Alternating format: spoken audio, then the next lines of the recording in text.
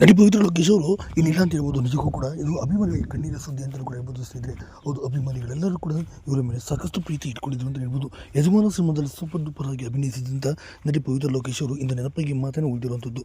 ನಟಿ ಪವಿತ್ರ ಲೋಕೇಶ್ ಅವರು ಚಿತ್ರರಂಗದಲ್ಲಿ ಕಂಡಂಥ ಮೇರು ನಾಯಕಿ ನಟಿ, ಅತಿ ದೊಡ್ಡ ನಾಯಕಿ ಅಂತಲೂ ಕೂಡ ಹೇಳ್ಬೋದು. ಕೇವಲ ಕನ್ನಡ ಮಾತ್ರವಲ್ಲದೆ ತಮಿಳು, ತೆಲುಗುನಲ್ಲಿ ಕೂಡ ಇದ್ದರು. ಇದೆಲ್ಲ ಆದ ನಂತರ ಸದ್ಯ ಇವ್ರನ್ನಲ್ಲಿ ಈಗ ಕಾಣಿಸಿಕೊಂಡ್ರು ಅಂತ ಹೇಳ್ಬೋದು. ಹೌದು, ಇವೆಲ್ಲ ಮುಗಿದ ನಂತರ ನಟಿ ಪವಿತ್ರ ಲೋಕೇಶ್ ಅವರು ನರೇಶ್ ಎಂಬುವರ ಜೊತೆ ಪ್ರೀತಿ ಮಾಡಿ ಗಂಡನನ್ನು ಕೂಡ ಬಿಟ್ಟು, ಮಕ್ಕಳನ್ನು ಕೂಡ ಬಿಟ್ಟು ಅವ್ರ ಜೊತೆ ಹೋಗಿ ಸೆಟಲ್ ಕೂಡ ಆದರು. ಹಣದ ಹಿಂದೆ ಬಿದ್ದು ಕೋಟ್ಯಾಂತರ ರೂಪಾಯಿ ಇವತ್ತು ದುಡ್ಡಿದೆ ಅಂತ ಹೇಳ್ಬೋದು. ಸದ್ಯ ಎಣಿಸೋಕ್ಕಾಗದಿರೋಷ್ಟು ದುಡ್ಡಿದೆ ಅಂತ ಹೇಳ್ಬೋದು.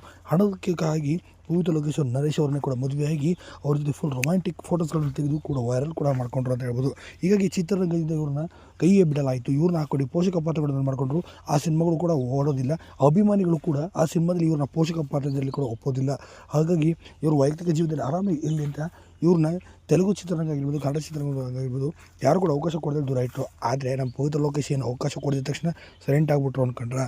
ಅವರಿಗೆ ಕೋಟ್ಯಾಂತರ ರೂಪಾಯಿ ಇದೆ. ಅವರೇ ಸಾಕಷ್ಟು ಜನ ನಿರ್ಮಾಪಕರನ್ನು ಕೊಂಡುಕೊಳ್ಳುವಷ್ಟು ಹಣ ಅವ್ರ ಹತ್ರನೇ ಇವತ್ತು ಇರೋದ್ರಿಂದ ಅವರಿಗೆ ಸಿನಿಮಾ